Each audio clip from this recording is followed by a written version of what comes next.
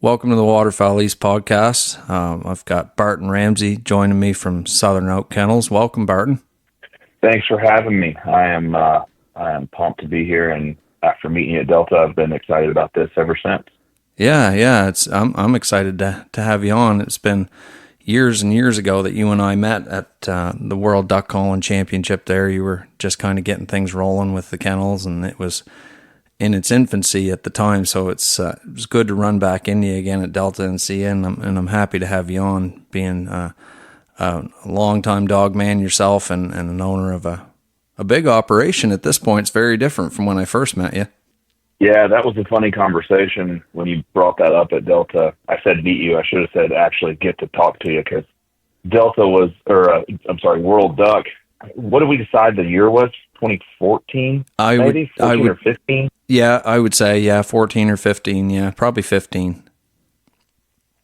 Yeah, so I remembered your face, and I remembered talking to you, and I remember distinctly thinking, I can't believe this guy came all the way from Canada, because that was my first World Duck. You know, I just kind of come into the scene or industry or whatever you want to call it, and so I remember being like, dude, I thought that all these people would be from like Memphis and Little Rock and maybe Dallas, but this bro is here from Canada, and he talks cool. And yeah, that was. I imagine at that point we had one location for Southern Oak Kennels. We were probably pretty close to opening the second location in Michigan, and then I had less than 8 dogs, I bet. And I remember very vividly the 2 dogs I had there when I met you at the caller's dinner at Doug Garden a long time ago. Yeah, that was a long time ago. Yeah, and being all the way from Canada, I was the only Canadian multiple times down there, and it wasn't hard to tell that I was in the deep south. You know, people knew that I wasn't from America. Even the way you say it. Yeah. 100%. 100%. Yeah. So you want to tell me, and the people that are listening, for the people that may not know you, just kind of a little bit of your history, who you are, and what you have on the go with Southern Oak Kennels. Yeah. There's a lot that could go into that, but to keep it relatively brief, I didn't grow up duck hunting at all. I grew up in a family that truly loved the great indoors. So I loved being outside, but we didn't have any like outdoor activities as a family. I got into duck hunting in college. Right after college, really, I moved back home, and I'd been into shooting sporting clays, and I had dogs my whole life. And this guy from my church was like, "Hey, you want to go duck hunting?" I said, "That sounds cool. Never been." And he took me, and I shot a couple ducks with him, and then he invited me back out again and shot some more ducks. And I was like, this is really fun. And I had a Springer Spaniel who was a great retriever, and I was like, hey, can I bring my dog next time? So I took her, which was a really bad idea, bro. Like, she had no gunfire introduction, never picked up a live bird. She was naturally a Springer Spaniel. She was really good at her job, right, and had some great genetics. And so her genetics overcame my complete lack of experience. And she retrieved like a ton of ducks that day. And I was hooked. I was like, dude, this was cool. This is where it's at. So this is where it's at. The dog thing got me. I was like, all right, I will go if I can bring my dog now, because that was my favorite part. And so you fast forward a little bit, I got into training springers with a guy, and he had some British Labradors, and I got one of those. She was with me when I met you, and she's actually still with me now. Unfortunately, she's on the last week or two of her life. She's almost 15. Yeah, I was going to say, she'd be fairly old. Anyway, she's old. Yeah, she's old. She wasn't young when I met you. She was, in her prime. Right. And she's been kind of the dog that led me into this whole journey. I chose her as a pair of imported Labradors, and was going to train her and sell her, and she wound up just being the best dog I've ever had. That first dog that's really special. No question. And through her, I was like, I'd like to probably try this again. And then I got her health test done, and my mentor kind of guided me through having a litter with her. And that was great experience. I sold a few of those puppies with training contracts, and they came back to me. And just over the course from, I'd say that was her, I got her in 2010. So 2011 and 12 just started kind of dabbling as a hobby. And it got to the point where by 2015, 16, my wife and I were like, hey, this is taking up a lot of time. We're having kids. 2017, I went full time with Southern Oak and decided to kind of dive all in, and haven't looked back. It's an interesting story about the Springer, you know. God bless that dog that it made it through that day, you know, like you said, with your inexperience and everything that you had on the go. But I think everybody has kind of a light switch moment like that, whether they've done it all their life or not. The first time you get around a dog that's well-mannered and well-behaved, like it's hard not to enjoy it. Even if you're not a hunter, you can appreciate the dogs. Without a doubt. Yeah, that's very much the case. And, you know, for me, that I didn't have a lot of, I mean, don't get me wrong, I love duck hunting, love goose hunting. If you ask me, what's your favorite kind of duck hunting, I would just say, yes. Whatever it is, like I'm into it.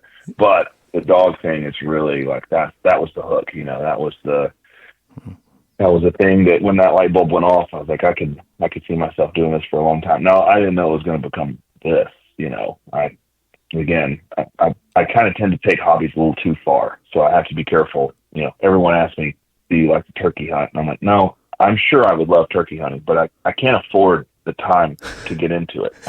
So I just don't do it. You know, I'm not going to go. You can invite me all you want. I'm not going to fall in love with that too, because I just don't have time to dive all in. But definitely went all in on this one, and it's been a really fun journey, and mostly fun through the people and the connections that I've gotten to make by way of dog, really.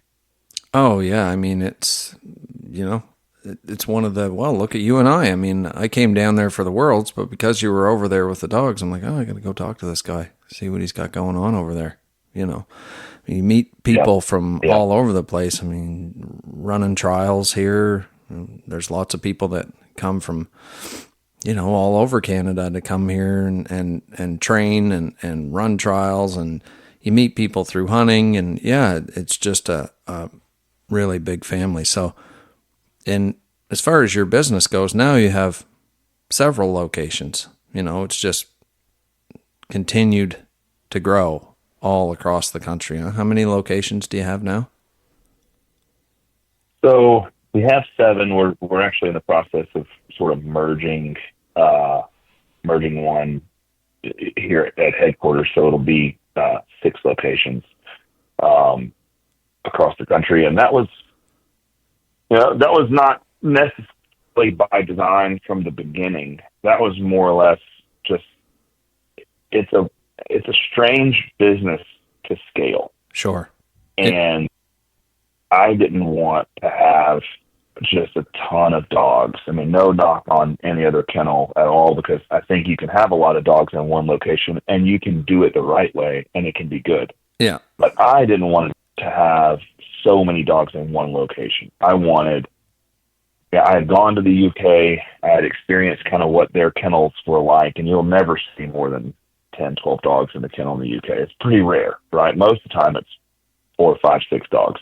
Mm-hmm. And so I was pretty determined to figure out how to keep that sort of vibe and keep the dogs getting that sort of attention one-to-one with our business model. So, through some very organic friendships, we started opening our outposts around the country. We get that question a lot, like, how do I become a Southern Oak Kennels outpost or location? And I'm like, it's not really, we've never sold it. Any of those guys could cut bait and run and do their own thing anytime they wanted, but we've just developed it in a way where it's more of a friendship partnership than anything. And haven't really looked back on any of that either. It's been, I could have definitely done some things differently, but it's been cool to see the way it's come together, where we really have this kind of spread out group that represents Southern Oak Kennels, and we all, we're all different. We all have nuances, and we do things a little differently, but at the same time, our core principles and values are all very much the same when it comes to dogs. So that's been really fun. Yeah, that's really cool, and it's been interesting for me over the years since meeting you to see this brand grow into what it is today. And I've had an opportunity here with Glenn Hammond Kennels. They've come down and bred some of their dogs to your dogs, and of course some of those owners that got those puppies had sent them to me, and I've trained them. And my mother and father actually own one as well, and they've actually, their last few dogs have been British Labs, and they really like them, and they're good. They're good for them, and they're just sort of the right temperament. And I think for most people, that's what they need, or that's all they need. A lot of the dogs that we seem to breed nowadays are, they're fire-breathing dragons. They have a lot of horsepower, and I get it. Competition is stiff now, and they have to run far and persevere. But it's for the average person. Sometimes that can be a lot. So your brand is definitely based off of British Labradors, correct? That's right. Yeah. So what was it that kind of hooked you into them? Well, to be fair, it was my first experience, with Labradors. First positive experience with Labradors as gun dogs. So, I grew up, the only labs I'd been around were pushing 100 pounds, super hyper, knock you over to get out the door, untrained, at no fault of their pedigree. You know what I mean? Just not nice dogs to be around. Yeah. And so my perception of Labradors were they're annoying.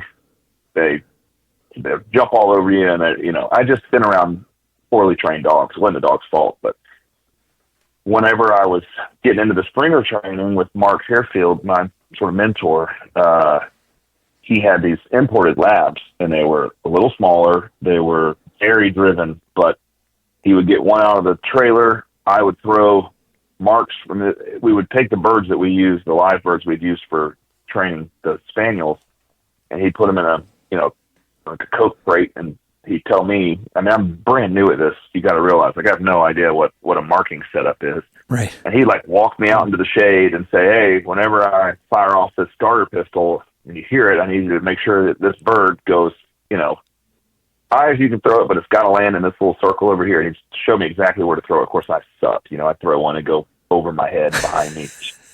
I have to rethrow. And I learned the ways of a bird boy pretty quickly, but dude, these dogs would come. They had huge water entries. They were very fast.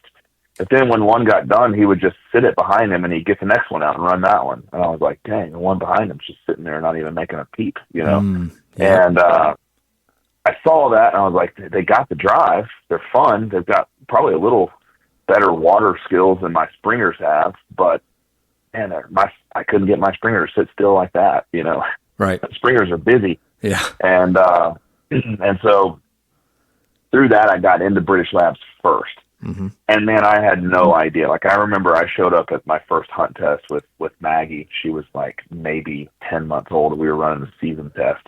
I had no idea there would be anything different there, right? I didn't know what an American Lab or a British Lab. I didn't know the difference. I just knew I had a dog I liked.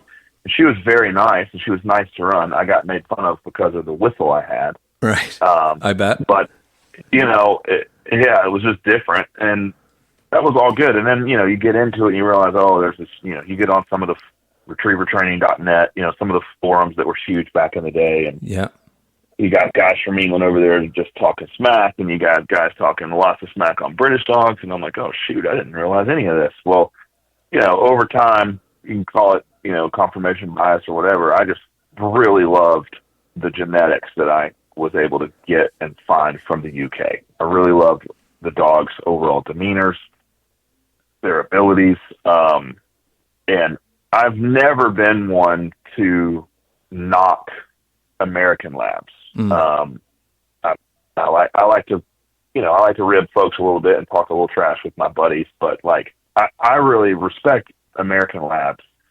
And I've got a lot of friends I mean, look, the whole time we were at Delta, I was with the Mossy Pond guys. Right, exactly.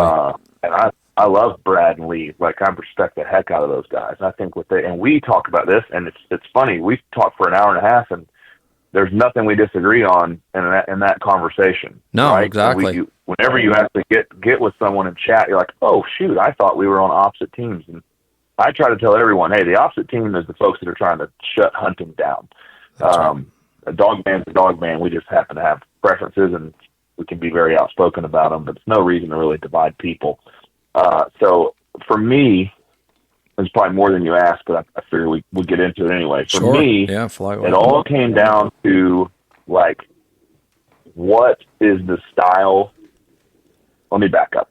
You say, well, I've got a well-bred dog, or that dog's bred the way I like it. What you mean is that dog has a pedigree that has accomplishments listed in it.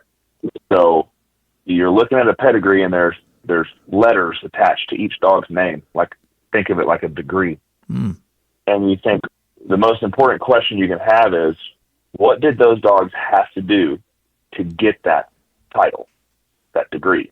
It's a very important question, because you could say, well, I got a really well-bred dog, and you're looking at a dog that has tons of history in its pedigree of the show ring, like conformation breeding.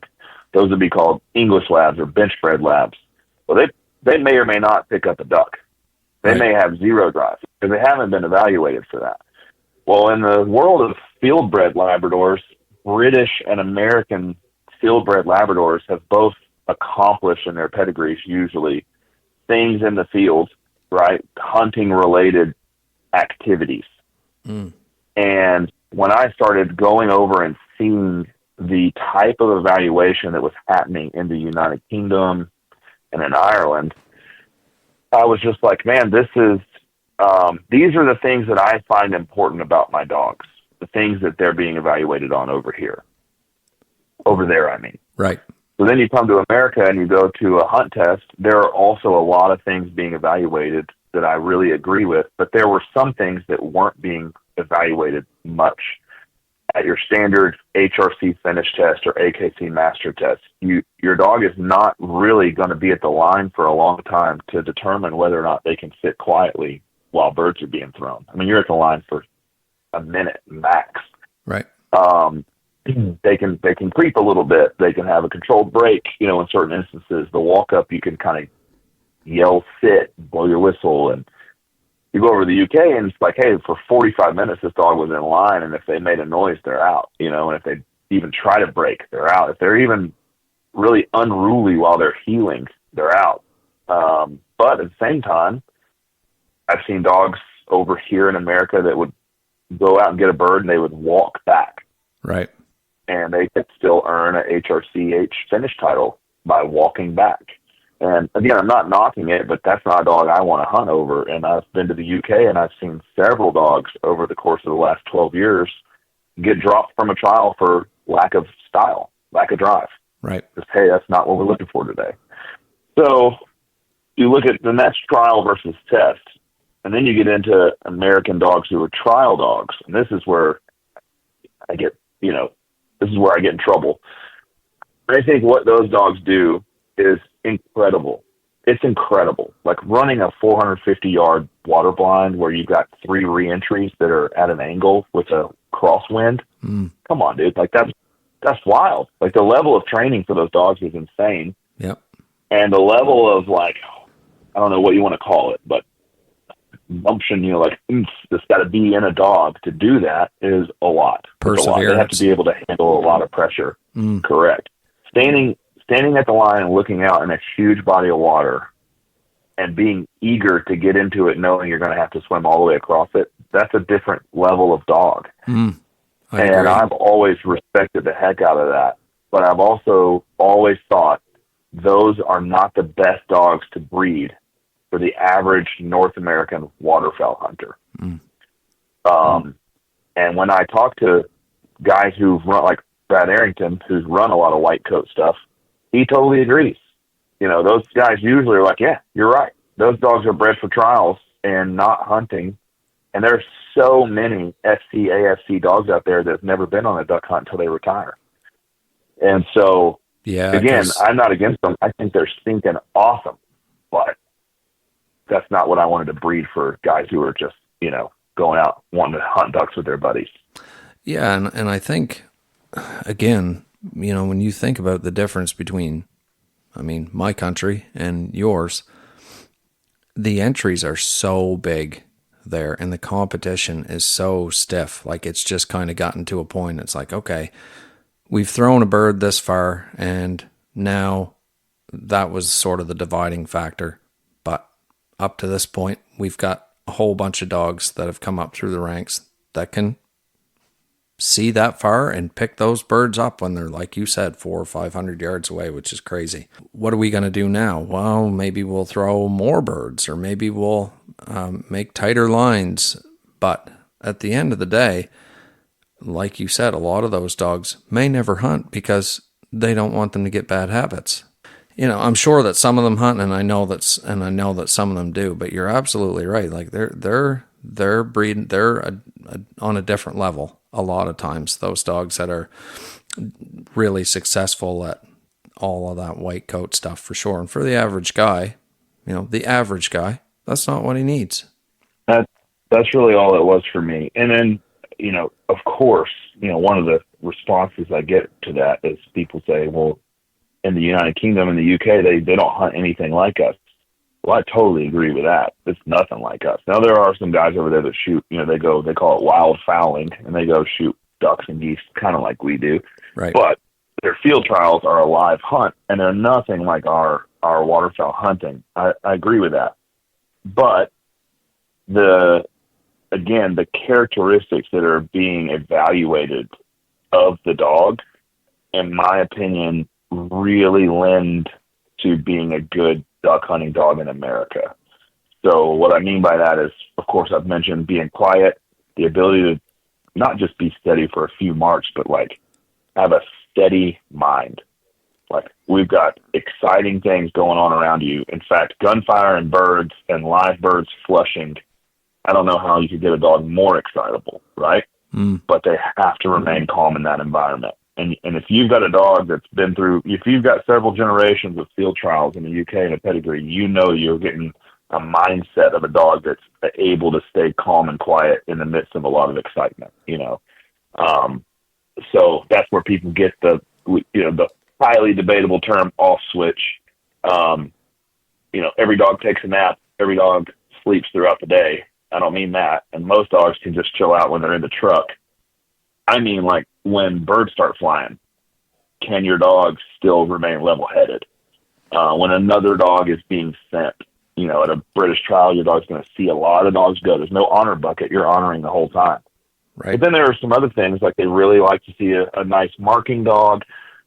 It's all on live birds, so they want to know the dog's ability to actually have, like, bird sense, like can the dog locate the bird? So rather than a ton of pinpoint handling, which we value over here, which is, in my opinion, good, but you're really evaluating the handler and the dog's trainability, which is a good thing. But over there, they want to know, hey, can you get the dog to a general area downwind and tell the dog to hunt? Because we want to watch that dog work out the problem. And as a duck hunter, that's what I want. I hardly ever know exactly where a duck is. I'm like, it's somewhere over there in the cattails. I need a dog to go solve that problem. Right. And I think having a pedigree full of dogs where that they're game finders is important. So anyway, apart from that, enough. But that's kind of where I got into the British lab thing. And again, it's never been like, hey, these are better than American labs. It's just been, hey, for the little niche that I'm trying to produce gun dogs for, this is where I think I have my best chance at producing what they need, if that makes sense. Yeah, totally.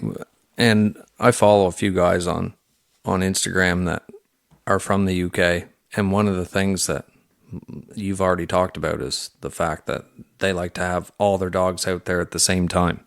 Whereas most of the time for us, we would never generally do that. Where, they might be staked out behind us, but they're not all sitting there and then you're just choosing whichever one you want to send. So that's one thing that I really appreciate about them is the fact that they are so steady. Whereas I feel like a lot of dogs we're breeding now have noise problems. They're loud or they're just high octane and not very steady, whereas over there you have to be steady. It's like you say, you're not going to be dancing around on the line and barking or whining or, having just bad behavior overall. They're just not going to accept it. So yeah, that in itself for me is a huge deal as a hunter. It is. And look, you were there. I don't know how often you made it over to the Eukanuba stage, but I think at the Delta Waterfowl Expo, I was up on there, I think 4 or 5 times doing either a seminar or doing the Q&A with Brad and Lee and Jeremy. And man, I love that opportunity because you do have a bunch of guys that are kind of just getting into it. They just got their first dog, or maybe they've only had one dog, and the opportunity to answer and field questions with those folks is cool. So I always do a Q&A at the end. And man, the most common question at every single event that I do is, how do I get my dog to stop whining? And so I'll get the pushback on these. I mean, I've had a lot of conversations about this on podcasts and wherever, interviews and articles. And so I'll get some pushback. And I'm thinking of a couple of trainers right now that have really just gotten kind of ugly about, basically saying, this isn't true and the American dogs don't have a noise problem. And look, I have heard and have produced some British labs that make noise. Yeah. So it's not a generalization that stays true all the time. In fact, there are plenty of dogs in the UK that get sold because they failed out of trials from making noise, and they oftentimes wind up in America, unfortunately. So I'm not saying it's every dog, but the amount of time I spend talking on the phone with people and speaking at events and answering questions with people who have bought high-powered dogs that were tested in the USA, and the dogs just make so much noise that they essentially are unable to hunt with the dog, is so often that it can't just be like anecdotal, like, oh, I heard about these few people. It's all the time, dude. So they're not all that way. I'm sure there are some great ones, but there's so much of a noise problem now that it's the most common question I get everywhere I go. How do I get my dog to stop whining? And it just doesn't have to. And yeah, bad training can lead to whining, but I think it's by and large genetic. And all those trainers that were up there with us this weekend agree it's nearly impossible to fix it. Totally. Yeah. I mean, I use the example, you can't build a drag car and have it rip down the racetrack quietly. There's only so many of them that are going to do that. And if you have a dog that's successful and does really well, maybe it wins the national, or maybe it wins a couple nationals. Like, if they have a little bit of a noise problem, that's going to carry on. It's a behavior, and there's lots of dogs, I'm sure, that are being bred that do have issues like that. Or even if they don't, maybe their puppies do, or maybe it's a couple generations back, but it's definitely a thing. It's not an isolated incident. I mean, there's a lot of talk about it now. Yeah. Well, you hunt with a noisy dog a couple times and you'll realize just how important it is, not fun. Yeah, no, and those guys are right. You can work away at it, but the tendency for the dog to be that way when it's overstimulated is there. It's it's always going to be there. So that's the problem. People try to use a bark collar or even an e-collar and correct it. And my opinion is, I don't think most dogs know that they are whining. Okay. I think most of the time I think that it's hard for them to connect the correction to the behavior, if that makes sense. I think it's a result of being overstimulated.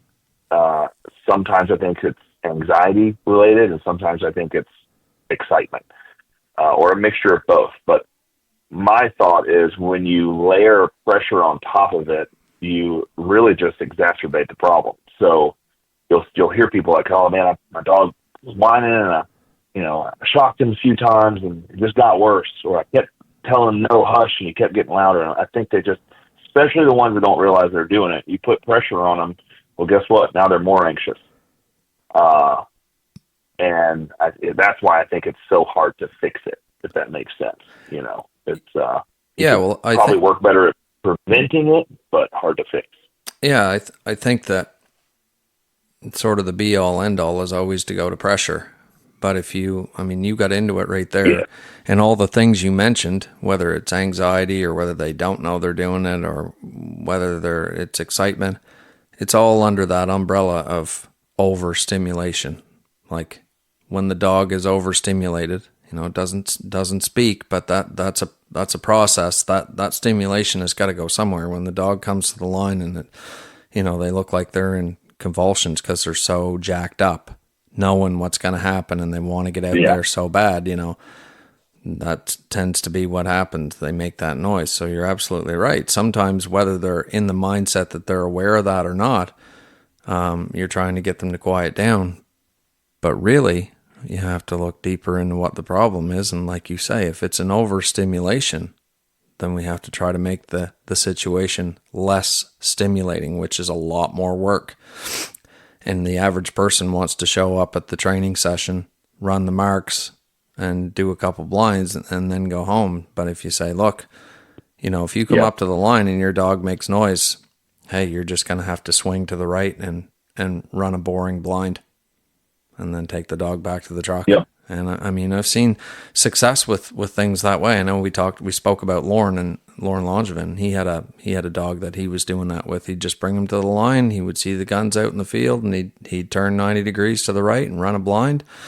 And the dog would go out there, get a bumper. Then he'd come back. He'd send him again. There was nothing there. And he kind of just came back with his hat in his hands. And then he took him to the truck, and he has gotten a lot better. But, people's immediate response to any behaviors is generally, well, I'll just push the button and that'll make things better. But you're right. Sometimes if the dog is overstimulated, is it in the mindset that it can understand that, hey, you want me to be quiet right now, or is it going to make it worse? And if it makes it worse, well, then you're just taking another shovel full of dirt out of the hole you wanted to fill in. Yep. That's 100% it.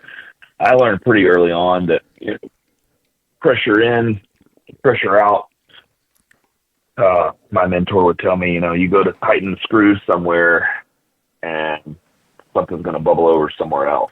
Absolutely. And I think noise is oftentimes related to that. And I think you just see that in training. And look, I don't necessarily mean just with an e-collar. I'm happy to chat about those as well. But pressure can be all sorts of things and it's different for each dog. You got to be able to read your dog, but your physical presence, your tone, a slip lead, factors, another dog. There's all sorts of things that can lead to your dog, at least interpreting pressure, something as pressure. And so, you put that on a dog, and it's funny, you hear people, I have Cornerstone Gun Dog Academy. I'm one of the founders and owners of that. We have so many first-time trainers in there, and it's so funny when they send you a video, and they have no idea why their dog is all of a sudden doing this new behavior. And I'm like, well, what are you working on? Oh, we're working on hold conditioning. And now I just can't get my dog to heel, and I'm like, you're putting pressure on your dog to hold something. And now the dog's like, its response is, nah, I don't want to do this. Yeah. I don't want to walk next to you. So just, you see it happen time and time again, you start to understand it. But when you're a first time dog guy, it's like, why in the world's my dog doing this? And it can be hard to interpret. Definitely. And really under the umbrella of behavior, like it takes time for people to understand a dog's behavior, but behavior is behavior. Yes. It's very similar to the way and the reason that we do things. They just don't speak to us, right? So it's a little bit tougher to communicate with something that's its main form of communication is not speech. So, right. Right. Certainly, and I'm glad you brought that up about pressure, because we definitely need to clarify that when we're talking about pressure, it doesn't always just mean with an e-collar. Pressure, that's another big umbrella. Just even the task that you're asking the dog to do could be considered pressure if it winds them up mentally, so. Right. In saying that, I did want to bring that up about e-collars, because I know, like, we spoke about that before. Some of your trainers use e-collars, and even in today's day and age, there's many people that don't use e-collars, lots of people that do. I wanted to talk about you with your program and not using e-collars, what your preference is that way. Well, my mentor did use e-collars, but he used them very differently than what you see. He learned training in the 70s and 80s, so yeah, old school. Before they were really around. Old school, and he used an e-collar a lot like I would use a slip lead. And I would say if I were, I don't even know if I own a working e-collar right now. I've got one somewhere that probably it's old, but if I were to get out and use an e-collar with a dog, it would be used in that way, where I would use it as just a correction tool of, positive punishment if we're looking at the variance of training. So dog's doing something you don't want it to do. You add something the dog doesn't like, that's the positive. And in order to get them to not do that thing, that's punishment, right? So you break. I don't want you to break. I want you to sit still. So if you had a slip lead on and you broke, I'd pop the slip lead up and tell you no, right? Yeah. But if I'm using an e-collar, I'm going to do the same thing. No, Nick, sit, Mm-hmm. I don't particularly care to use one. I like the challenge of communicating clearly with a dog without it. My dogs they're British, so they are a little softer. E-collars are not legal in the UK. Mm-hmm. That's not the same thing as saying that they're not used. Yeah. I've seen them come over and it's like, it's very clear you wore a collar over there, but they're not legal and by and large not used. One thing that's for sure not used in the UK is compulsion training, and compulsion training is really like the only way in America in general. And what I mean by that is force fetch. So I've had this conversation several times, and I'm not anti-force fetch. I'm not anti-e-collar. In fact, several of the Southern Oak guys prefer to train with an e-collar. Right. But when you are using force fetch, which we can get into, nuts and bolts, but most people here. What I mean by that is when you're using pressure to compel a dog toward a behavior in order to turn that pressure off. That's very different than using pressure to get a dog to not do something.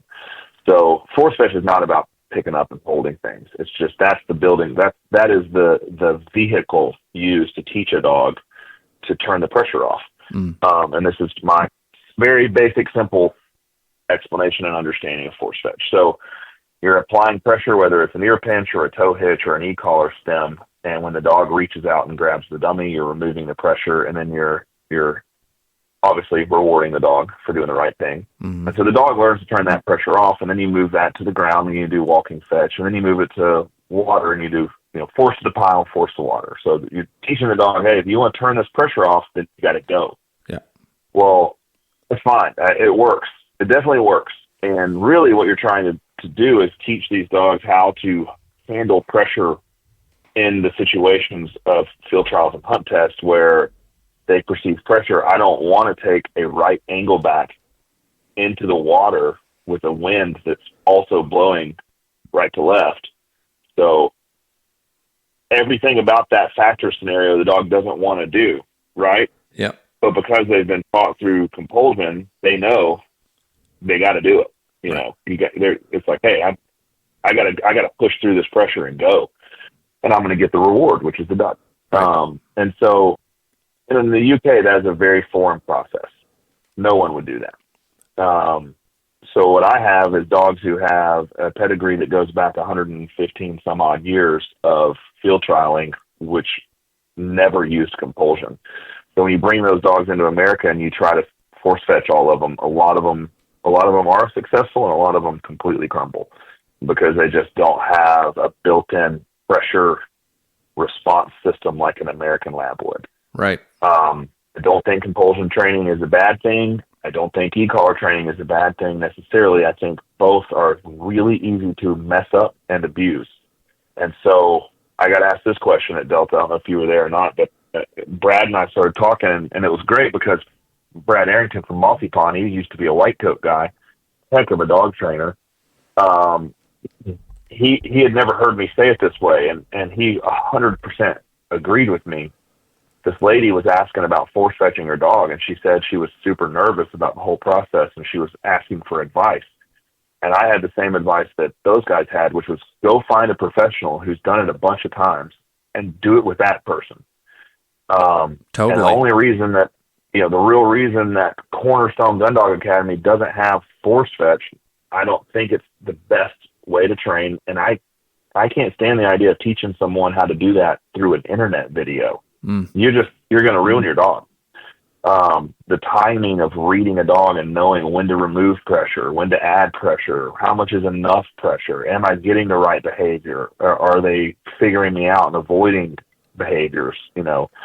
That takes a lot of repetition, as you know. And so for me, it's, hey, what's the best route to just train a dog up from start to finish for average Joe who's never done it before? Well, probably not force fetch. And if that guy later on decides, hey, I'm going to go start running master level setups with my dog, they're probably going to get into another program and figure out that route, right? And they're probably going to have some people around them that can help them, which is great. But I'm all about getting new people into this, teaching them how to get started. And there's nothing that is in my training methods that would contradict going toward a compulsion style training later on if you wanted to. But for me, it's all about just finding the simplest way to read your dogs, teach before you expect, teach them first, and then reinforce the best you can after you teach. And so, yeah, that's the very long version of my thoughts on e-collars and compulsion training. Yeah, well, and you made some good points there about the fact that for over 100 years, the dogs you're training haven't been trained that way. They have a method over there that works, and it gives them sort of the style of dog that they like, and that's what works best for those dogs historically. The other really good point that you made, certainly about force fetch, is that could you pour the foundation for your house? Maybe you could probably hammer it out if you watched a few YouTube videos. You might be able to get it done. But it's way better as the foundation to have somebody come that's a concrete specialist and do that for you, or at least with you. So when we talk about force fetch, and we both know the process well, what that is, you're absolutely right. I mean, if you aren't comfortable, you definitely should go see somebody and say, hey, can you walk me through this, or can you do this part of things for me? Because it's certainly not something no different than e-collar conditioning itself, knowing when to use it and not using it as something that's like, okay, well, every problem I run into, I'm just going to use this e-collar. That's going to be my saving grace. Well, it's not a crutch. You should be able to do everything without it. It should be an addition to help you make corrections at a distance that you've taught in the yard, that the dog understands, So the one thing about e-collars is this. They're a great tool in the hands of a skilled trainer, but there's way more collars than there is skilled trainers. They're totally available for anybody to buy. And look, I help a lot of pet owners e-collar condition their dog. They can have them off leash, but it's not a crutch. It's the frosting to your cake. They've been all the way through their obedience. The dog is almost 100%. Then they e-collar condition, and they understand how and when to use it. And that's a huge part of it. Like it's not something that you use when you get all emotional because your dog made a mistake, That's part of being a thoughtful trainer. And overall, if you're a thoughtful trainer, well, like you said, you focus on teaching first. You have a plan for what you're going to do that day, and you understand some of the pitfalls of what might happen. Now, outside of that, we know training dogs, there's always things that happen that don't go according to plan, but you have to be thoughtful. You have to use No doubt. whatever tools that you're going to use. You got to give the dog a chance, and you have to use them properly, right? And the main thing being, what are we trying to accomplish here today, and what's going to be the most effective way to teach that to the dog using the skills that I've already taught, so that it's easy for the dog to understand. And we've gotten way more thoughtful, I find, now as we're going along. You have people, Without a doubt. yeah, you have people like Kevin Sheff. Like I really appreciate Kevin's outlook on things. He reminds me a lot of Mike Lardy, actually, the way that they just try to be way more thoughtful about what the dog's thinking or why the dog would have responded that way, and let's use attrition first rather than correction. We're gonna make sure that if we do use correction with a knee collar, it's warranted, and the dog's gonna understand what that's for, why they got that correction, and how to avoid it, rather than just making 100%. corrections just because. So, yeah, no, I think that, again, like you said, we sat there for an hour. There wasn't anything that we disagreed on. It's very similar, our styles of training. Yeah, way more similarities than there are differences, and I appreciate, like I said, all of it, and appreciate the process that goes into all of it. And I do think that some of those tools are easy to avoid, but easy to abuse, I should say. But you can mess it up. How you can abuse any tool. You can abuse the dog with your hands, with your feet, with your slip lead. It's really, for me, about just trying to get good at reading dogs. I'm good friends with very accomplished trainer and hunt test handler and SRS handler named Clark Kennington. And Clark always likes to emphasize being fair to the dog. Yeah, no question. And that's a big thing for me, is this dog, whatever behavior I'm getting, and I'm expecting something different. Am I being fair in my expectations of the dog? And most of the time, if you'll sit back and ask that question, you'll realize I've asked a little too much of this dog. Dog's either having an off day, something's confusing, something's not sitting right. I'm asking it to do something I haven't clearly taught. And most of the time, if you'll go back and simplify and teach clearly, then you'll get a much better result from that dog, for sure. Absolutely. One of the biggest problems that people have is they don't follow a program, and they rush. They try to do grade 6 work before they've done grade 2, and yep. Overall, that's not being fair to the dog. We would never do that to our kids. And the other thing is, you said about managing your expectations. Like, oftentimes we teach a skill to a dog, but then we don't recondition it again, even on a yearly basis. Things like, even simple things like swim, like just basic obedience. Even, people would say, well, this dog is a master hunter. Like, he should know that. Well, I should know grade 5 math too, but it's been a while since I did it. Right. So if you don't, that is the exact analogy I used at Delta. I said, man, I learned math all the way through high school, dude, but you couldn't ask me to do it today. I know that, man. That's exactly what, I'm 100% in agreement with what you're saying right now, without a doubt. Yeah. We have to be fair. We can't just have that expectation that our dog should know. Anytime we say, well, he should know, we're not really taking ownership. And if we lead with ownership and taking responsibility, like you said, there's a pretty good chance that we're going to find a hole in our program that day. We're asking too much. Yeah. We didn't set it up clearly. We threw that bird against a dark background. The dog didn't see it at all. His head didn't even move. We probably should have put some flagging tape on it, or thrown a white bumper or something like that, or given the dog a better chance to succeed. And sometimes we're so focused on that progress, especially at a young age with young dogs, that people rush through things.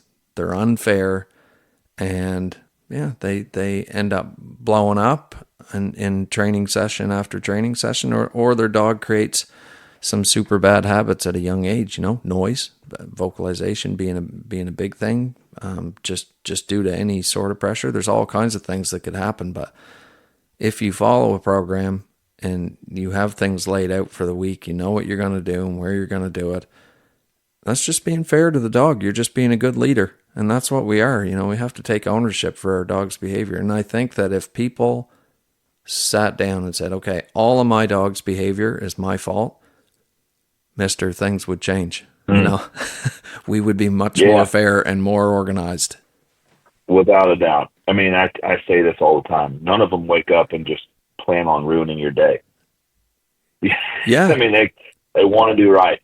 Yeah, they want to do right. They want to make you happy. They've got a drive to retrieve, but they also, Labradors in particular, have a high drive to please. And so most of the time they're just doing what you've taught them to do, whether you did it on purpose or on accident, without a doubt. I do think back to the e-collar compulsion training. We were talking about British and American dogs and the noise thing, and one of the other evaluation aspects of British trials is a soft mouth. And so you're shooting live birds, and the dogs are retrieving these birds, oftentimes even wounded birds, and every single bird that comes back to the line is handed from the dog to the handler, and it immediately goes from the handler to a judge.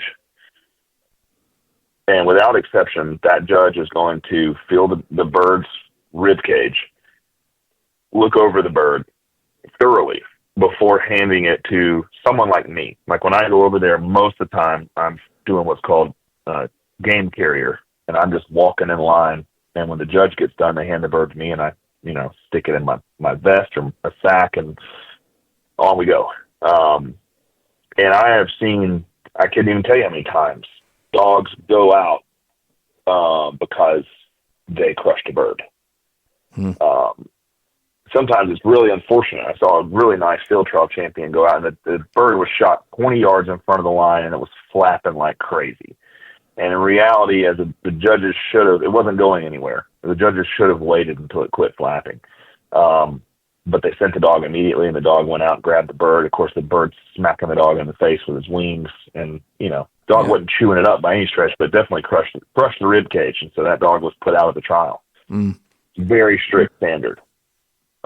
Whereas in America, and look, we can't afford to shoot live bird. We have, like you mentioned, we have so many more people here doing this stuff, and especially in the U.S. And trying to figure out how to separate the wheat from the chaff, right? We'll throw the marks longer. We're going to make the blind tighter to the marks. We're going to add more factors. It's going to get more and more difficult. Same with everything. Yep.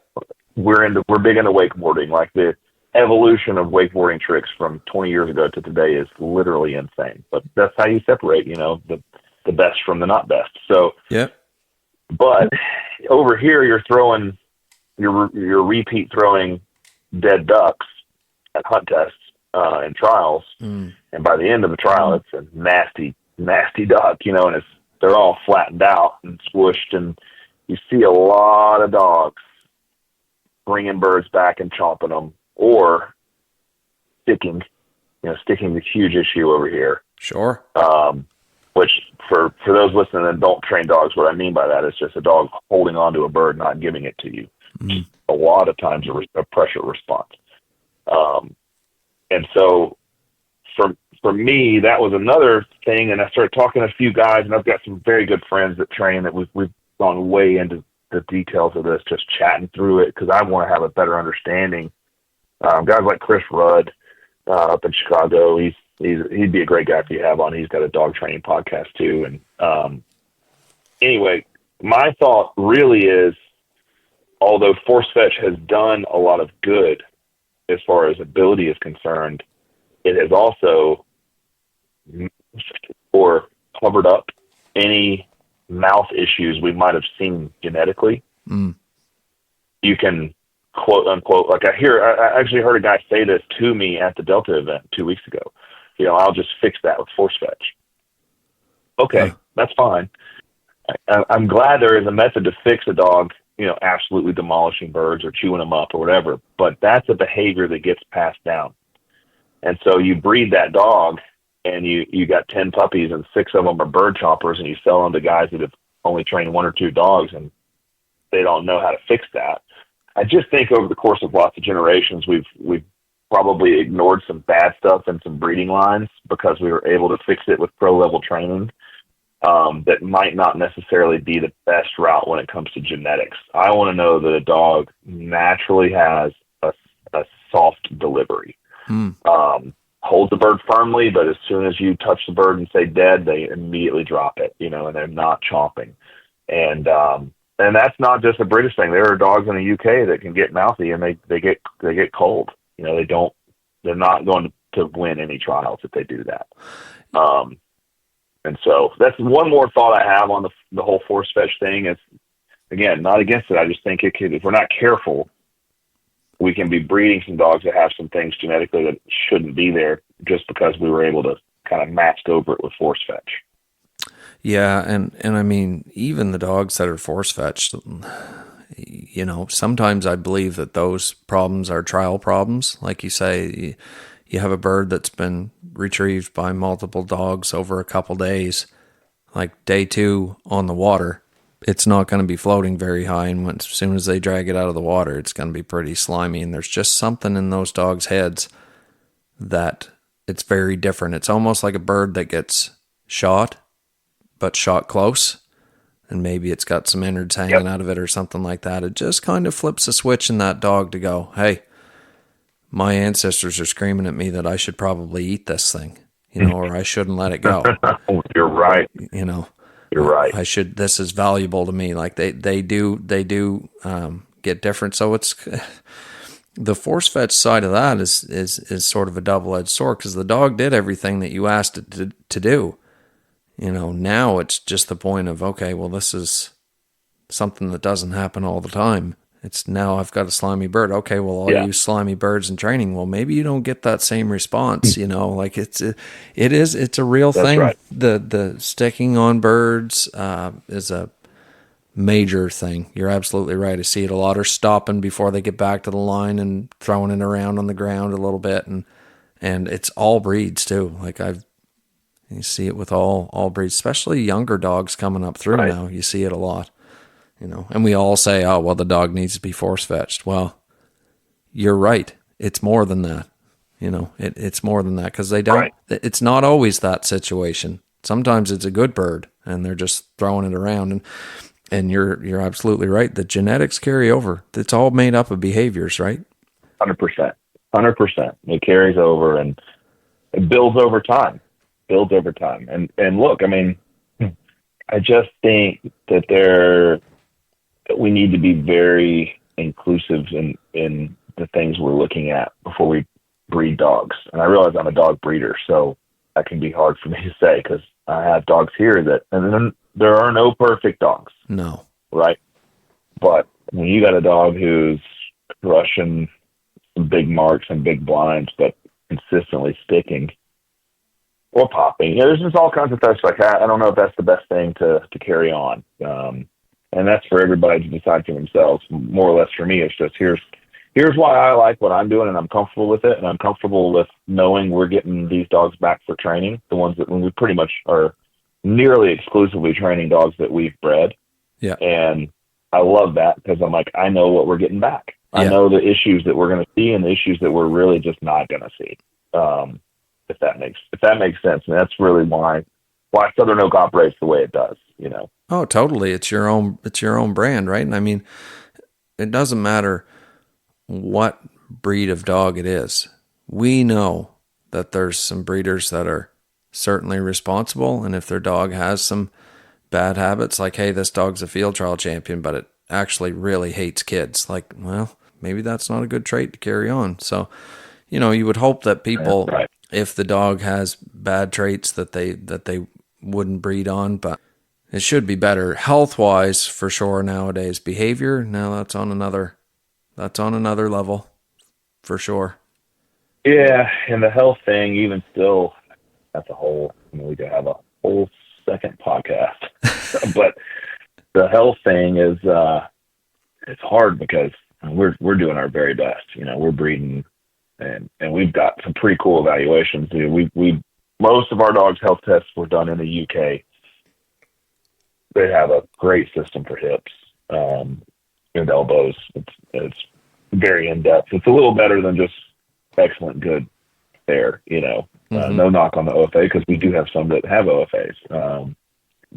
But man, even then, you have dogs that come up and just don't have. You still see hip and elbow dysplasia coming up, and I do think we've done some good in that. I think we've done a lot of good when it comes to cataracts and eye exams, and we've done a lot of good when it comes to the genetic markers for the things that Labradors tend to carry, EIC and CNM and PRA and all that. We've done a good job in weeding a lot of that out, but there's just so much to be considered when it comes to being a responsible breeder. No for question. sure. It can be daunting. It can be overwhelming. So, Barton, I kind of wanted to talk about those couple issues again. Like if we're talking about noise and we're talking about sticking, is there anything for yourself, like if you have a dog that comes up with a problem like that, I'm sure maybe you've seen it in your time. Is there anything with your methods that's a go-to for you with vocalizing? With vocalizing, very much in the camp of you just can't reward it. Right. So if they're making noise and you give them the retrieve, they're going to make some more noise. Mm-hmm. And this doesn't always work because sometimes they get even more anxious. But what I try to do is create some separation from the excitement. Yep. And so moving them back further off the line. If I were on a timber hunt, we were talking about hunting in the woods. Sure. When we were together in Oklahoma. If I were on a timber hunt and I got a dog that's getting a little noisy and I wanted to avoid it, what I'm going to do is say, hey guys, I'm going to back up 2 or 3 trees with my dog. I'm not going to shoot. I'm just going to handle the dog. Yeah. And I would go that route. And so sometimes that does work. Sometimes it doesn't. And so that's sort of my go-to is to try my best to avoid the problem by noticing it early on and addressing it through in the training, atmosphere. Yeah. But like you said, sometimes you're not going to be able to create that level of excitement in training, and it's going to come out in hunting. And I just try to, another thing you can do is try your best to recreate the thing that gets the dog super excited and make it such a normal part of the dog's life. But if that thing is the arrival of live birds, you're going to have a tough time. You can't just go. I mean, you can go sit at the park, I guess, and let ducks and geese land all around you. But a lot of times it's gunfire or it's duck calls, the anticipation when they hear that call go. So I'll make that a routine part of every training session so that we're just getting, desensitized almost to that particular thing. So that's my response to noise, with the caveat that, man, it's really tough to fix. That's, in my opinion, the hardest one. Totally. On the other one, for stickiness? For stickiness, a lot of times that's a response to pressure. And so this is going to be controversial, but I've actually had success fixing that with treats using verbal and clicker markers. Okay. I've used that method. I've got a lot of friends that train like totally different stuff, like avalanche search and rescue, detection. We have several SOK dogs that are like bomb detection dogs that work in the NFL and NBA and concert venues. And so I learn a lot from those folks and folks that train protection dogs that are not Labradors. And like, there's something to the marker and treat reward, and I think more and more guys like Mark Patton, more and more Labrador guys or even field trial guys are kind of drinking that Kool-Aid, if you will, because I think there is something to it. And so for me, teaching the dog, hey, I will reward you for giving me that bird. Mm-hmm. And it really changed the way I viewed, like we do in Cornerstone, we do hold conditioning, mm-hmm. Which is just about everyone's first step in the force fetch process. You got to teach them what you mean by putting it in your mouth and holding on to it, right? Yeah. But we've actually changed it to now we call it fetch, hold, release, and we teach the release and reward the release. Right, a trained release. And I think if you can a trained release, so much so that I think it's actually Mark. I mentioned Mark twice. Mark I don't know Mark personally, but he's one of my heroes as far as dog training goes. He'll run a dog on a blind, and then he'll rerun the dog to the blind and have the dog drop the dummy there and come back for the next dog. So he'll have his dogs plant his blinds. And I remember the first time he posted that, he was getting roasted. And I was like, this dude has so many blue ribbons. Like, he's killing it, you know? No room to roast this guy. Like, the proof's in his pudding. You know what I mean? No question. But I remember seeing that video, and I was like, oh, man, everybody's about to freak out because he taught the dog to drop it. But it was a command release. So the dog was taught not to drop it until he told him to drop it. And I think that's probably the best of my methods you could use, you know, where you're really doing positive reinforcement. Hey, I'm going to teach you this release command, and you know that's a taught command to drop it. You still might get some stickiness, you know, on dogs that just really are feeling the pressure. Or bad birds or something. I think you'll avoid it if you teach them. Yeah, bad birds, birds that got, like you mentioned, shot too close. I try my best not to send dogs on those. You know, you see a bird come in right over somebody and they absolutely blast it, and I'm like, the bird's not going to be far away anyway. What's the point in that retrieve? Absolutely. Yeah, good decision. So, yeah. No, I really like that. I mean, you know, you talk about that guy getting roasted because maybe that method isn't conventional, but I guarantee you, man, there's a lot of people scratching their head right now going, I would do damn near anything to get my dog to stop vocalizing or to stop crunching birds or freezing, so I got to walk back to the truck with it, or sticking or chomping or rolling them around on the ground and anything like that. You know, some of these methods that other trainers have, like you say, the industry's full of golden nuggets, and we should be open to learn from anybody, regardless of what they train their dogs to do, because working dog people are thinkers, you know, and always will be. That's right. There's a lot of outside the box stuff that I love and I've seen, and man, I didn't invent any of this. Like, we're not reinventing the wheel here. No. I just think the creative aspect of getting in a dog's head and seeing it click, you know, for me, that's it. Like, I really want this dog. Let's just name a behavior that most everyday average guys have a tough time with. Let's just say recall or stopping on a whistle. Sure. Right? Do things that people struggle with often. And then you watch the dog just absolutely beeline back to heel on a recall, and you're like, oh, it's clicking. Like, it's dog's figuring it out. Mm-hmm. That's a moment that I want everyone to have. Like, everyone that wants to play with dogs, I want them to have that moment. And so for me, it's all about being creative, reading the dog, and figuring out how can we get that dog to truly understand what we're asking it to do in a way that it wants to do it.